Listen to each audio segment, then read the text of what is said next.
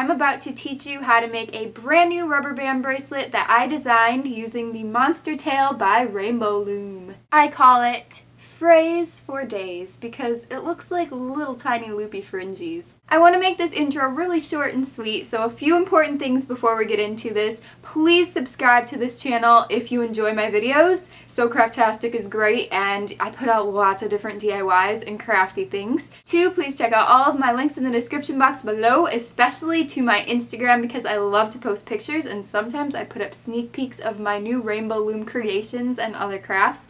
3, please give this video a thumbs up if you like it. And that's all. Now let's get into the Monster Tail bracelet. Oh yeah. To make the Frays for Days bracelet, I'm going to be using the Monster Tail by Rainbow Loom, which is this little tiny 8-pin loom that makes it really easy for you to create fishtails. I'm also going to be using a metal hook, but if you don't have one of those, you can use a plastic hook or a crochet hook. I purchased all of these items from rainbowloom.com. The first step is to take a rubber band and you're going to cross it. Now this should be easier to see. So like I was saying, I just took one rubber band and just formed an X across the long part of the loom. I'm taking my next rubber band from this peg to this peg and forming an X. And there you go. Finally, making an X from this peg to that bottom peg right here. And then just crossing it like the other ones. Next I'm going to do the same step with these 3 gray rubber bands, except I'm not going to cross the bands this time. Stretch this band straight across without twisting it. Now do the same thing for these 2 pegs and for these 2 pegs. Now you'll want to decide a color for your coils, or frays. I'm going to be using lime green and light blue. For this step, you'll want to wrap this around 3 more times for a total of 4 coils, or you can decide how you want it to look. So there, I've wrapped it around. And I wrapped it around again. So there's 3 little layers on here, and 1 more. 4. And I'm going to do the same for this blue one. I'm just going to turn it to make it easier. Wrap for 2, 3, and 4. There we go. Okay, flip it back around just so you don't get confused. And we're going to push this down a little bit. Now I'm taking 3 white bands because we always want 3 layers of bands to be on the loom at a time. First I'm stretching this the long way. Straight, no twist. Then from this peg to this peg, like we've done in the previous steps. And from this peg to this peg. Here's what I mean about 3 layers of bands being on the loom at a time. I have the black, gray, and white, and we're not counting the coils because I'm going to show you how to move those onto the band. You want to take your hook, and then you just want to move the coil onto the band any way that you need to do it. So you can grab just half of the loops at a time. Make sure that the top band doesn't fall off. So I think I moved 3 there, and then I have 1 left. You want to move them onto the white band. Like this. Here's what mine looks like, and I'm going to repeat the same thing for the blue coil. So we have the blue coil here on the other side.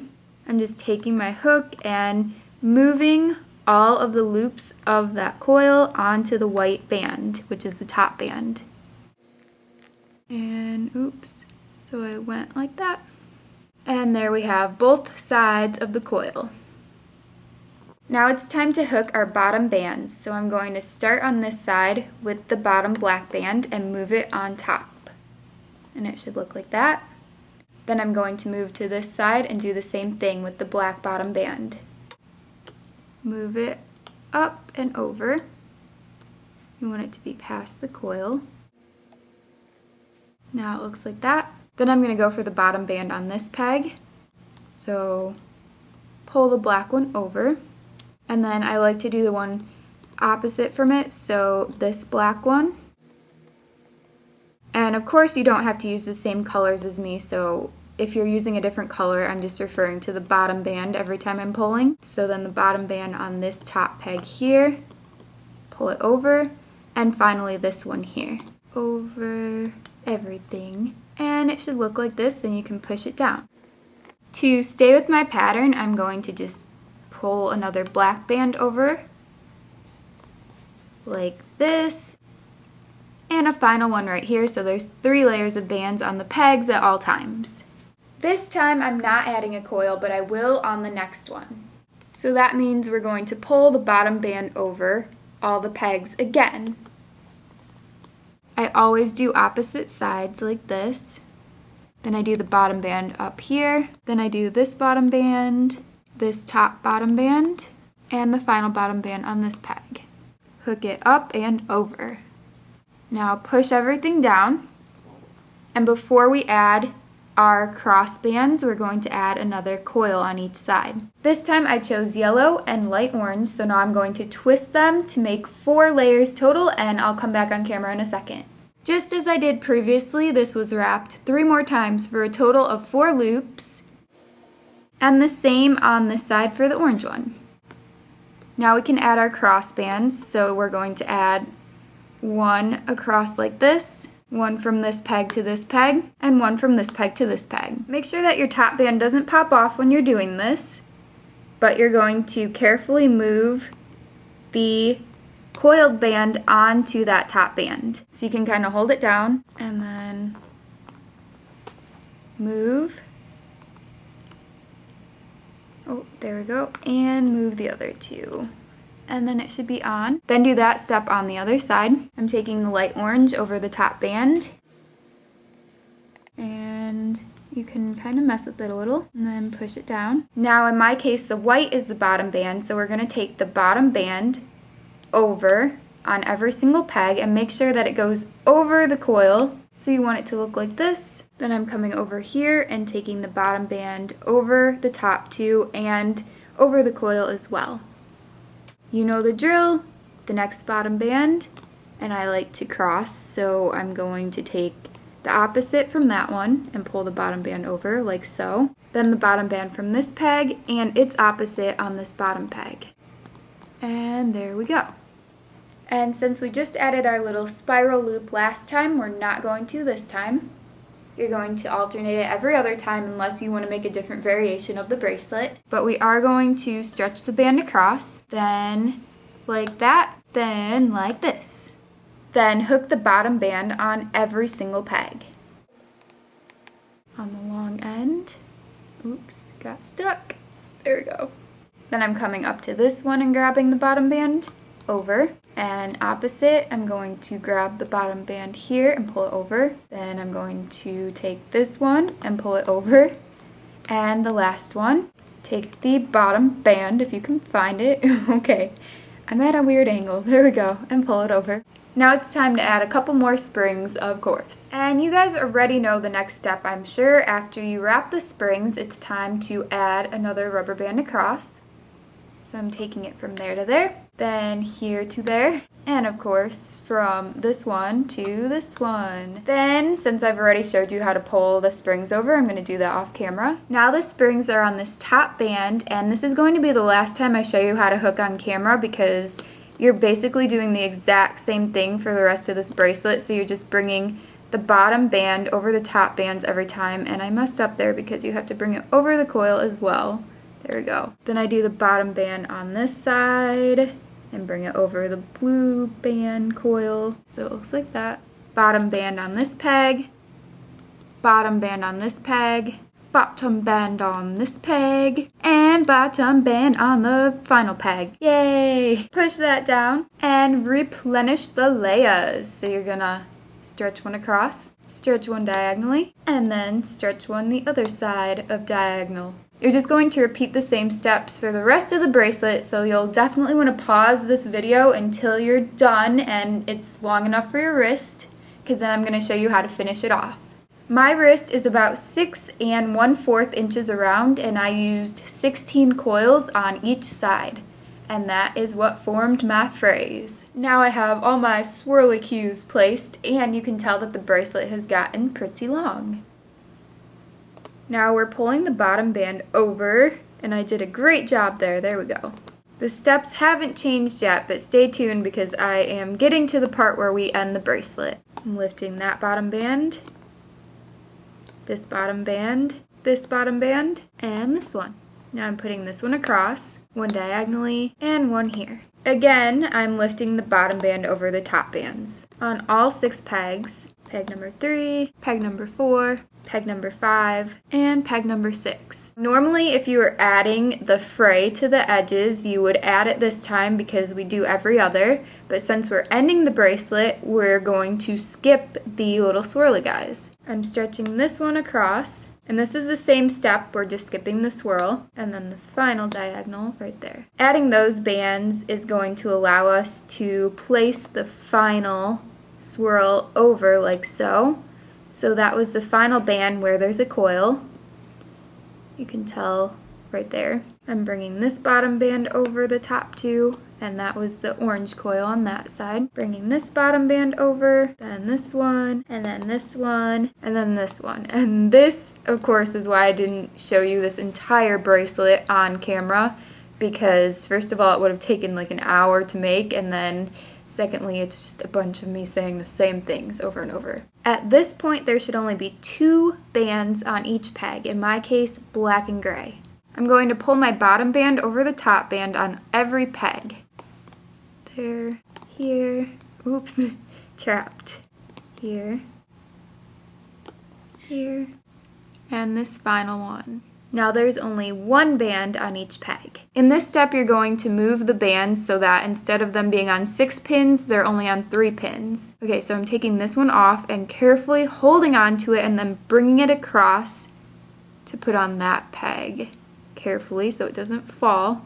And you want to bring the ones from this half of the loom over to this half of the loom. So next I'll take this bottom one and carefully take it off the peg and then bring it diagonally up to its buddy up here. And now you want to get this lone band and bring it down here. Unhook it to rehook it over there. Now you can see that there's a bottom gray band and a top gray band on these 3 pegs. I'm going to bring the bottom band over the top on all of them.